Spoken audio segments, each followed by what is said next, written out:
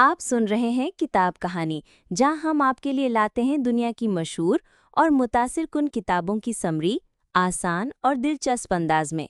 तो आइए शुरू करते हैं आज की समरी। इंट्रोडक्शन।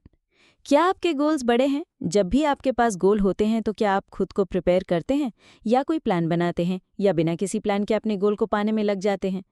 बहुत से लोग सक्सेस के लिए प्लान बनाना ज़रूरी नहीं समझते और कुछ ये जाने बिना कि उन्हें किस चीज़ के लिए कौन से कदम उठाने की ज़रूरत है, काम शुरू कर देते हैं। ऐसा करना उन्हें फेलियर की ओर ले जाता है और वो इसके प्रोसेस में हार मान लेते हैं। वर्क क्लीन किचन में यूज़ किए जाने वाला एक कॉन्सेप्ट है, क्योंकि शेफ़ को कुकिंग करने के लिए एक ऑर्गेनाइज्ड जगह की ज़रूरत होती है। अगर किचन डिसऑर्गेनाइज्ड होता है तो शेफ़ का दिमाग मैसी यानी अस्त व्यस्त हो जाता है। ये समरी आपको ऐसे 3 कोर्स के बारे में सिखाएगी जिन्हें आप अपने किचन, ऑफिस और स्कूल में, साथ ही अपने जीवन में भी अप्लाई कर सकते हैं। पहला कोर्स क्लीन वर्किंग की पावर के बारे में बताता है, यानी साफ सुथरे ढंग से काम करना। दूसरा कोर्स क्लीन वर्किंग के लिए इस्तेमाल किए जाने वाले इंग्रेडिएंट्स के बारे में बताता है और तीसरा क्लीन वर्किंग को जिंदगी जीने के तरीके के बारे में है। ये तीनों चीज़ें आपको एक ऐसा सिस्टम क्रिएट करने में मदद करेंगी जो सक्सेसफुल होने के लिए ज़रूरी हैं। आपका मीस इन प्लेस आइडिया के बारे में भी जानेंगे, जिसका मतलब है तैयारी करना और ऑर्गेनाइज्ड होना। इस कॉन्सेप्ट को आप आसानी से अपने जीवन में अप्लाई कर सकते हैं। हाउ मीस इन प्लेस वर्क्स। मीस इन प्लेस शब्द का मतलब है किसी चीज़ को उसकी सही जगह पर रखना या प्रिपेयर करना। ये कॉन्सेप्ट तब अप्लाई होता है जब शेफ़ और स्टूडेंट कोई डिश बनाने के लिए उसमें लगने वाले इंग्रेडिएंट्स, पैन यानी कढ़ाई, बर्तन और सर्विंग प्लेट प्रिपेयर करते हैं। इसका पहला स्टेप है इंग्रेडिएंट्स और टूल्स को तैयार करना। ये एक सिंपल स्टेप है जिसे आप भूल नहीं सकते, क्योंकि ये डिश का बेस होता है। आप बिना इंग्रेडिएंट्स के कोई रेसिपी नहीं बना सकते और ना ही बिना टूल्स जैसे बर्तन या कुकर के इन इंग्रेडिएंट्स को पका सकते हैं। यानी प्रेपरेशन स्टेज हर चीज़ का शुरुआती या फर्स्ट स्टेज है। मीस इन प्लेस का कॉन्सेप्ट सिर्फ फिजिकल ऑर्गेनाइजेशन पर अप्लाई नहीं होता, बल्कि इसमें माइंड ऑर्गेनाइजेशन भी शामिल है, जिसके थ्रू ये हाई कॉन्सेंट्रेशन और अलर्टनेस की तरफ ले जाता है। आपको जिन चीज़ों की ज़रूरत है उसकी लिस्ट बनाकर आप अपने माइंड को ऑर्गेनाइज कर सकते हैं। ये लिस्ट आपके रूटीन के लिए एक गाइडलाइन है, वरना आपका काम अस्त व्यस्त हो जाएगा। कुकिंग स्कूल में इंस्ट्रक्टर्स स्टूडेंट्स को क्लास शुरू होने से पहले हर दिन लिस्ट प्रिपेयर करने के लिए कहते हैं। स्टूडेंट्स इंग्रेडिएंट्स, टूल्स और उस दिन के कामों की लिस्ट बना सकते हैं। इसमें टारगेट को पाने में लगने वाला टाइम और प्रोसेस भी शामिल होता है। ये रूटीन स्टूडेंट्स को अपना माइंड ऑर्गेनाइज्ड रखने में मदद करता है, जिससे हाई कंसंट्रेशन और अलर्टनेस बढ़ जाती है। इसमें स्टूडेंट ये भी सीखते हैं कि टूल्स कहाँ से लिए जा सकते हैं। वो इसमें फर्स्ट, सेकंड और थर्ड इंग्रेडिएंट को इस्तेमाल करना और अवन को गर्म होने में कितने मिनट लगते हैं, ये सब बेसिक बातें भी जान जाते हैं। जब इस कॉन्सेप्ट को लाइफ में अप्लाई किया जाता है तो इसका मतलब होता है चाहे कुछ भी हो जाए, कामयाब होने के तैयार रहना। ऐसा करने से आप हमेशा फोकस्ड और ऑर्गेनाइज्ड रहते हैं और आप जो भी करते हैं उसे कंट्रोल करना सीख जाते हैं, नहीं तो आप फेल हो जाएंगे। इसके अलावा आपको फिजिकली, मेंटली और इमोशनली भी तैयार होना होगा। ऐसा इसलिए क्योंकि ज़िंदगी एक लड़ाई है जिसे आपको अपने तरीके से जीतना है। आप दूसरों पर डिपेंड नहीं हो सकते, क्योंकि आप सिर्फ खुद पर भरोसा कर सकते हैं। यानी आपकी सक्सेस आपसे शुरू होती है और आप ही पर ख़त्म होती है। इसलिए आपको पता होना चाहिए कि जब इस कॉन्सेप्ट को लाइफ में अप्लाई किया जाता है तो ये कैसे काम करता है। आगे बढ़ने से पहले आपको पहले से ही तैयारी करना शुरू करना होगा। तैयारी की शुरुआत प्लानिंग के साथ होती है। इसका पहला स्टेप है लिस्ट बनाना। दूसरा, आपको कल के लिए अपनी प्रायोरिटी को डिसाइड करना। सेकेंड स्टेप में माइक्रो मैनेजमेंट भी शामिल है। माइक्रो मैनेजमेंट का मतलब है बड़ा इम्पैक्ट डालने के लिए छोटे टास्क या कामों को प्रायोरिटी देना और उन्हें पूरा करना। इसमें आप सिंपल स्टेप से शुरुआत कर सकते हैं और प्रोग्रेस करते करते आपका काम पूरा हो जाएगा। माइक्रो मैनेजमेंट आपको डिटेल्स में एक्यूरेट रहने में और प्रेशर को कम करके आपके मोटिवेशन को बढ़ाता है। तीसरा स्टेप है प्रोएक्टिव प्लानिंग। प्रोएक्टिव होने का मतलब है उन प्रॉब्लम्स का अंदाज़ा लगाना जो आपके सामने आ सकती हैं। इसमें किसी काम में देर हो जाना या किसी चीज़ की कमी हो जाना भी शामिल है। इसलिए अपने रूटीन में फ्यूचर प्रोएक्टिव प्लानिंग शामिल करके फ्यूचर चैलेंजेस के लिए आपको खुद को तैयार करना होगा। इसका बिल्कुल परफेक्ट होना ज़रूरी नहीं है। आपको सिर्फ ये अंदाज़ा लगाना है कि आप किसी काम को पूरा करने में फेल भी हो सकते हैं। ये सभी स्टेप्स सक्सेस की ओर फोकस बनाए रखने के लिए और मोटिवेट रहने के लिए इस कॉन्सेप्ट का हिस्सा हैं। How we work without mise en place. Mise en place का कॉन्सेप्ट आपके डेली रूटीन को इम्प्रूव करने में मदद करता है, नहीं तो आपके एक्शन और माइंड डिसऑर्गेनाइज्ड या अस्त व्यस्त रहेंगे। आइए कियोस यानी अस्त व्यस्त रहने का क्या मतलब है वो समझते हैं। आप ऑफिस में कई टास्क हैंडल करते हैं। आप जिस प्रोजेक्ट पर भी काम करते हैं उसकी अपनी डिटेल्स, डेडलाइंस और एडिशनल टास्क होते हैं। अगर आप फोकस्ड नहीं रहेंगे तो आप डिस्ट्रैक्ट हो सकते हैं। इसलिए आपको अपने आप से पूछना चाहिए कि बहुत सारी रिस्पॉन्सिबिलिटी संभालने के लिए आप कितने ऑर्गेनाइज्ड हैं। आइए जेरेमी का एग्जाम्पल देखते हैं। जेरेमी एक कंपनी में काम करता है जो क्रिएटिव सर्विसेज देती है। एक दिन ऑफिस में उसका दिन बहुत ही स्ट्रेसफुल गुजर रहा था। जेरेमी की पहली प्रॉब्लम तो थी जब वो अपने अलार्म का वॉल्यूम बढ़ाना भूल जाता था। इस वजह से वो लेट उठा और काम के लिए जल्दी जल्दी तैयार हुआ। जेरेमी ने ब्रेकफास्ट भी नहीं खाया क्योंकि वो ऑफिस के लिए बहुत लेट हो जाता। वो 7 बजे सुबह ऑफिस पहुंचा, बिल्कुल समय पर। उसके बाद आई दूसरी प्रॉब्लम। जेरेमी ने मेंटली प्लान किया कि वो अपने बॉस को दिखाने के लिए दिन खत्म होने से पहले एक प्रेजेंटेशन तैयार कर लेगा। उसके बाद भी जिस वेबसाइट पर काम कर रहा था उसके लिए कुछ इमेज सेलेक्ट करेगा। जेरेमी को एक कॉन्ट्रैक्ट देने के लिए कॉपीराइटर को हायर करने की भी ज़रूरत थी। इस तरह उस दिन बहुत से एडिशनल काम उसका इंतजार कर रहे थे। जेरेमी को ह्यूमन रिसोर्स डिपार्टमेंट के लिए इवैल्यूएशन फॉर्म भी कंप्लीट करना था। उसे सुबह स्टाफ मीटिंग अटेंड करना, प्रेजेंटेशन स्लाइड्स को रिव्यू करके प्रिंट करने की भी ज़रूरत थी। जेरेमी को अपना ऑफिस डेस्क भी साफ करना था क्योंकि वो बहुत गंदा हो गया था। कभी कभी उसके कोवर्कर्स भी उससे मदद मांग लेते थे।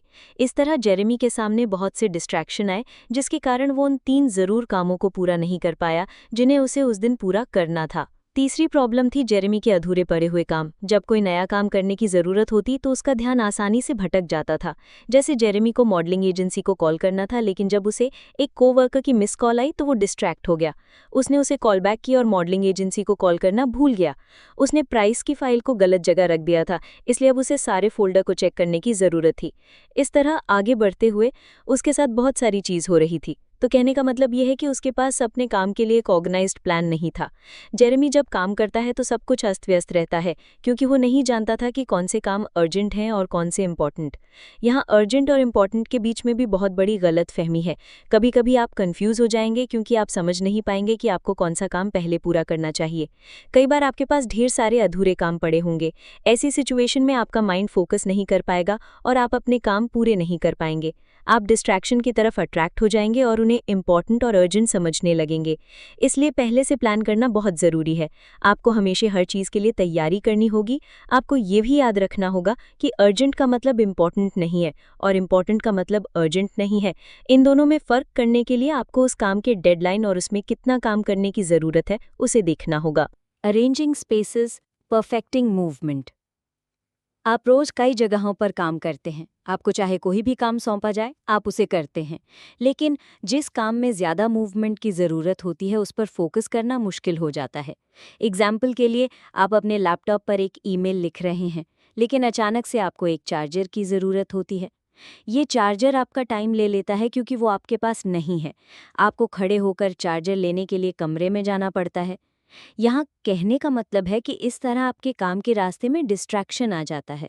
अब आप अपनी चीज़ों को सही जगह पर रखने और परफेक्ट मूवमेंट के लिए मीज़ ऑन प्लेस का कॉन्सेप्ट अप्लाई करना होगा। कुकिंग स्कूल बच्चों को कुकिंग करने देने से पहले प्रेपरेशन का प्रोसेस सिखाते हैं ताकि फ्यूचर शेफ आगे चलकर कम से कम जगह में भी अपना काम ठीक से कर सकें। उन्हें जिन इंग्रेडिएंट्स और टूल्स की ज़रूरत होगी वो जिनकी उनके गैस के आसपास होना चाहिए। नहीं तो स्टूडेंट्स किचन के बाहर जाकर चीज़ों को ढूंढने में ही अपना समय बर्बाद कर देंगे। इसलिए प्रोफेशनल शेफ स्टूडेंट्स के ऑर्गेनाइजेशनल स्किल्स को डेवलप करने को प्रायोरिटी देते हैं। यहाँ मीज़ ऑन प्लेस का कॉन्सेप्ट आपको ऑर्गेनाइज्ड रहना सिखाता है। इसके लिए सबसे पहले आपको अपने रेजिस्टेंस को दूर करना होगा। रेजिस्टेंस का मतलब है अपने ज़रूरत के सामान तक पहुंच ना पाना। जैसे आपका पेन, नोटबुक, चार्जर और प्रिंटर आपके रिसोर्सेज हो सकते हैं। ये रिसोर्सेज आपके कंसंट्रेशन को रेजिस्ट करते हैं, यानी उसमें बाधा डालते हैं, क्योंकि जब ये आपको तुरंत नहीं मिलता है तो आपका ध्यान भटक जाता है। आइए इसे कुकिंग फील्ड के एग्जाम्पल से समझते हैं। इमेजिन कीजिए कि आप एक फेमस रेस्टोरेंट के शेफ हैं। हर रोज़ आपको कई ऑर्डर मिलते हैं और आप एक के बाद एक रेसिपी बनाते जाते हैं। आप कुकिंग करने में तभी ऑर्गेनाइज्ड हो पाएंगे जब सारे इंग्रेडिएंट्स और टूल्स आपके स्टेशन के पास होंगे। आपको हर चीज़ समय से पहले, लगातार और बढ़िया तरह से तैयार करनी होगी। आपको अपने कस्टमर को टाइम पर खाना डिलीवर करने की भी तैयारी करनी होगी। सीधे सीधे कहें तो आपको अपने अटेंशन को डिस्ट्रैक्ट नहीं होने देना है। दूसरा, आपको अपनी जगह का ज़्यादा से ज़्यादा इस्तेमाल करना आना चाहिए। आपने अपने ज़रूरत के सामान की लिस्ट पहले ही बना ली है, तो अब समय है उन्हें एक जगह पर साथ रखने का। लेकिन आप इन रिसोर्सेज को बिना प्रॉपर अरेंजमेंट के अपने पास नहीं रख सकते। आपको पता होना चाहिए कि उन्हें कहाँ रखना है। आप रिसोर्सेज को अपने प्रोसीजर के हिसाब से कैटेगरी में बांट सकते हैं। एग्जाम्पल के लिए, खाना बनाने में आपको पहले ड्राई इंग्रेडिएंट्स और उसके बाद गीले इंग्रेडिएंट्स की ज़रूरत होती है। इस तरह से आप आसानी से पहचान सकते हैं कि आपको कौन सी चीज़ की अर्जेंट ज़रूरत है और किसकी अभी ज़रूरत नहीं है। आप अपने मूवमेंट्स को रिफाइन करके अपनी जगह को मैक्सिमाइज कर सकते हैं, यानी अपना काम करने के लिए आपको ज़्यादा दूर दूर जाने की ज़रूरत नहीं है। इसलिए अपनी सारी रिसोर्सेज को अपने स्पेस के दोनों साइड रखिए, लेफ्ट और राइट दोनों साइड पर। इस तरह आप दोनों साइड को यूज़ कर पाएंगे। क्योंकि आपके दो हाथ हैं, इसका मतलब है कि आप एक साथ दो काम कर सकते हैं। आपको बस उसकी तैयारी करने की ज़रूरत है। फाइनली, आगे बढ़ने से पहले प्लान बनाइए और चलते समय सोचिए। आपको पहले ही बताया गया है कि पहले प्लान बनाएं, लेकिन अगर आप उसे एग्जीक्यूट नहीं करेंगे तो वो किसी काम का नहीं होगा। लेकिन इसके लिए भी सोचने की ज़रूरत पड़ती है। यहाँ सोचने का कॉन्सेप्ट ये है कि आप अगले स्टेप के प्रति माइंडफुल यानी सचेत हैं। एग्जाम्पल के लिए, अगर आप बटर को गर्म कर रहे हैं तो उसके बाद आप क्या करेंगे? अगर आप नेक्स्ट स्टेप के बारे में सोचेंगे तो आपका 1 मिनट भी बर्बाद नहीं होगा। यानी आपको हमेशा आगे के बारे में सोचना चाहिए। Making first moves. जब कोई बड़ा काम करना होता है तो हम सभी थोड़ा घबरा जाते हैं या प्रेशर में आ जाते हैं। हो सकता है कि आप फेल हो जाने से डर रहे हों, लेकिन बिना पहला कदम उठाए तो बिल्कुल भी प्रोग्रेस नहीं किया जा सकता है। पहला कदम उठाना हर एरिया में इम्पॉर्टेंट होता है, फिर चाहे वो कुकिंग का फील्ड हो या आपके ऑफिस की लाइफ। अपना काम पूरा करते समय आपके सामने मुश्किलें तो आएंगी या आप कंफ्यूज भी हो सकते हैं। आपको किसी चीज़ के होने का इंतज़ार नहीं करना चाहिए। आपको दूसरों के ऊपर डिपेंडेंट नहीं होना चाहिए, क्योंकि अगर आप बिना कुछ करे बस इंतज़ार करते रहेंगे तो आपको सक्सेस कभी नहीं मिलेगी। इसे आप दो तरह से कर सकते हैं। सबसे पहले आपको चीज़ों को सीक्वेंस में करना होगा। एग्जाम्पल के लिए, आप पहले किए जाने वाले इंपॉर्टेंट काम से ज़्यादा प्रायोरिटी मुश्किल काम को दे सकते हैं। कुकिंग के मामले में मसाले को तैयार करना मुश्किल काम होता है। आपको किसी डिश को बनाने से पहले अलग अलग इंग्रेडिएंट्स को धोना, काटना, पीसना और छीलना पड़ता है। इस बीच यहाँ इंपॉर्टेंट काम हुआ, जैसे पैन या बर्तन को या ओवन को पहले से गर्म करना। यहाँ मसाले तैयार करते हुए पैन या ओवन को पहले से गर्म किया जाना चाहिए, ताकि सारी तैयारी करने के तुरंत बाद आप कुकिंग करना शुरू कर सकें। दूसरा एग्जाम्पल है जब आप चावल से पहले डिश बनाते हैं। आप इस एग्जाम्पल में नोटिस करेंगे कि आप मुश्किल काम पहले करते हैं, क्योंकि वो ज़्यादा समय, एनर्जी और रिसोर्सेज लेते हैं। यहाँ आपको इस बिहेवियर को नया शेप देना होगा। आपको पहले इंपॉर्टेंट काम करना होगा, जो है प्रेपरेशन यानी तैयारी करना। ऐसा इसलिए क्योंकि प्रेपरेशन से ही सब कुछ शुरू होता है। इसका मतलब है आपको उन छोटे स्टेप से डील करना होगा जिनका इम्पैक्ट आगे चलकर बड़ा होता है। इसलिए पैन को पहले से गर्म करने से आपको बाद में इंतज़ार नहीं करना पड़ेगा, जिस वजह से आपका समय बचेगा। इससे आप अपनी डिश को पैन से ही ताज़ा और गर्मा-गर्म अपने कस्टमर को सर्व भी कर पाएंगे। अगर आपने पहले से पैन को गर्म नहीं किया तो आपको कुछ नुकसान भी हो सकता है। जैसे आपको पैन के गर्म होने के लिए इंतज़ार करना पड़ेगा, जिसमें आपका टाइम, पैसा और रिसोर्सेज खर्च होंगे। इससे आपके कस्टमर को अपने ऑर्डर के लिए वेट करना पड़ेगा और ये आपकी इमेज के लिए ठीक नहीं होगा। रेस्टोरेंट्स जितना ऑर्डर कलेक्ट करते हैं उनके बीच में उन्हें पूरा करने के लिए टाइम रखते हैं। अगर आप धीरे धीरे काम करने वाले कुक होंगे तो अपना गोल कभी अचीव नहीं कर पाएंगे। लेकिन इसका मतलब ये नहीं है कि आप शॉर्टकट लेना शुरू कर दें। आपको अपना हर स्टेप एक एक करके पूरा करना है, लेकिन इस बात का ध्यान रखें कि आप अपना हर काम एफिशिएंटली करें। ऐसा आप इस दूसरे तरीके से कर सकते हैं, जो है इमर्सिव और प्रोसेस टाइम को अप्लाई करना। इमर्सिव टाइम आपको अपना मोमेंटम सेट करने और अपना काम पूरा होने तक उसे कंटिन्यू करने में मदद करता है। प्रोसेस टाइम आपको बाद के लिए ज़्यादा टाइम बचाने में मदद करता है। एग्जाम्पल के लिए, आप किचन टेबल पर अपना इंग्रेडिएंट बॉक्स प्रिपेयर करना शुरू करते हैं। इस काम में बस कुछ ही मिनट लगेंगे, इसलिए आपको इसे करने के लिए 1 घंटे तक इंतज़ार करने की ज़रूरत नहीं है। पहला स्टेप लेना आपको दूसरा स्टेप लेने में मदद करेगा। इससे आपको याद आ जाएगा कि आपके पास करने के लिए और भी टास्क हैं। इससे आपको किसी टास्क को शुरू करने का मोमेंटम मिल जाएगा।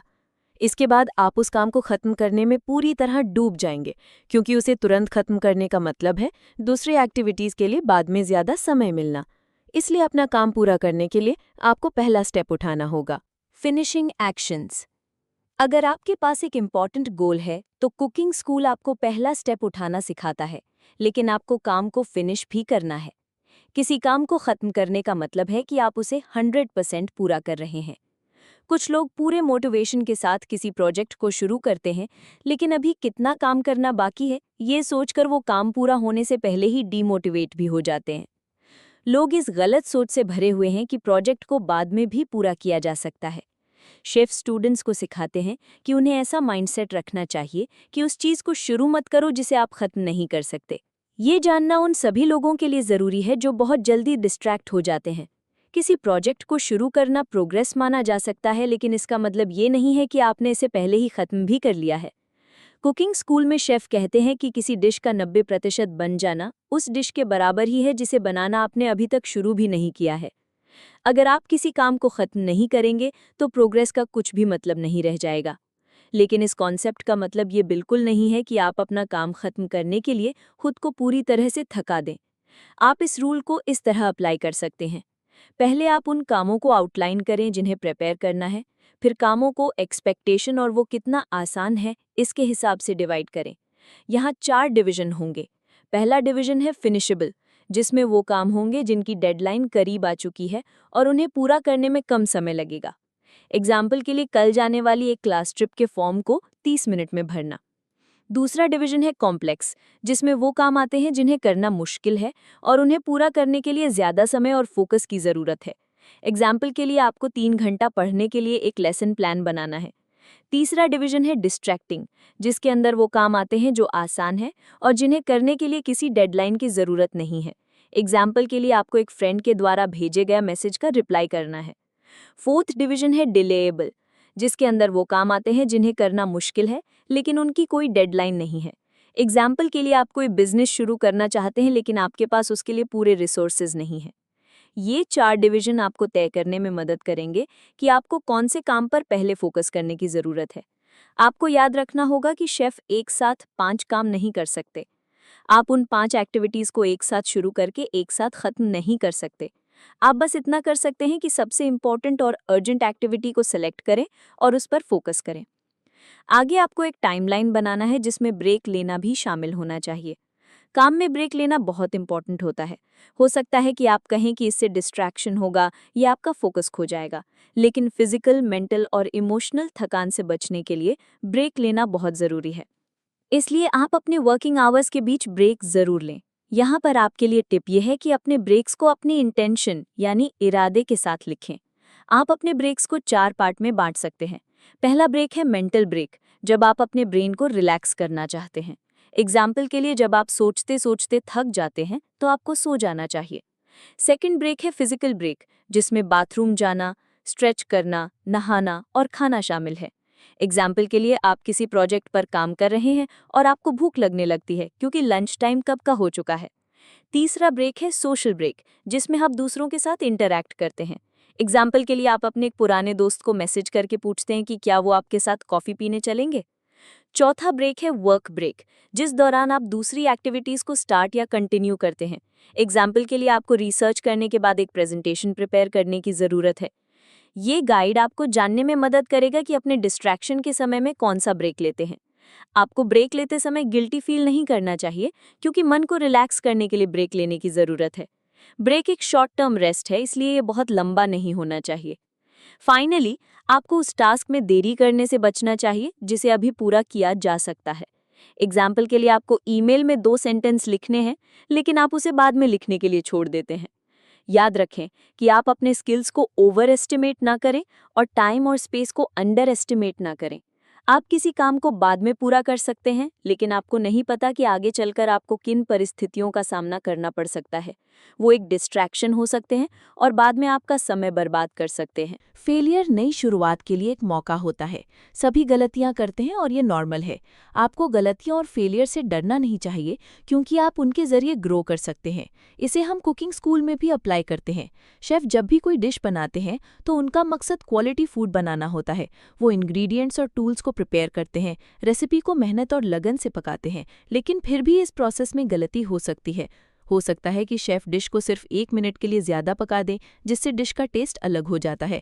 अगर आपसे कोई गलती हो जाती है, चाहे वो छोटी हो या बड़ी, लेकिन आपको उसकी जिम्मेदारी लेने से बचना नहीं चाहिए। यहाँ रूल ये है कि आप सेल्फ क्रिटिसिज्म को एक्सेप्ट करें, खुद को एक शेफ की तरह इमेजिन करें। आपने एक डिश टेस्ट की जो पहले वाली से डिफरेंट है, लेकिन दोनों की रेसिपी सेम है, तो क्या आप इसे फिर भी कस्टमर को सर्व करेंगे? नहीं करेंगे, क्योंकि कस्टमर इसे नोटिस कर सकते हैं। आप उस डिश को फिर से बनाएंगे। ये ज़्यादा समय लेगा, जिसके कारण देर होगी, लेकिन क्वालिटी फूड सर्व करना ही बेहतर है, क्योंकि आप अपनी गलतियों को सुधारना चाहते हैं, ना कि उन्हें नज़रअंदाज करना। इवैल्यूएशन भी लाइफ के अलग अलग एरिया में अप्लाई होता है। ये याद रखना ज़रूरी है कि सेल्फ क्रिटिसिज्म या फीडबैक उतना भी बुरा नहीं है जितना आप समझते हैं। अपनी गलतियों को सुधारने के लिए आपको फीडबैक लेने में कंफर्टेबल होना चाहिए। बहुत से तरीके हैं जिनके ज़रिए आप इवैल्यूएशन कर सकते हैं। पहला तरीका है खुद को इवैल्यूएट करना। आप कोई टास्क करते हैं, इसका मतलब है कि आप जानते हैं कि आपने क्या प्लान किया है, आपने उसे कैसे किया है, आपने क्या रिसोर्सेज इस्तेमाल किए हैं और आपने उसे कैसे पूरा किया है। शायद आपको ये भी पता होगा कि इस प्रोसेस में क्या हुआ था। चांसेस हैं कि आपने अपनी कोई गलती भी नोटिस की होगी, जबकि पहले आपने उसे नोटिस नहीं किया होगा, क्योंकि आपको लगा होगा कि सब कुछ ठीक है।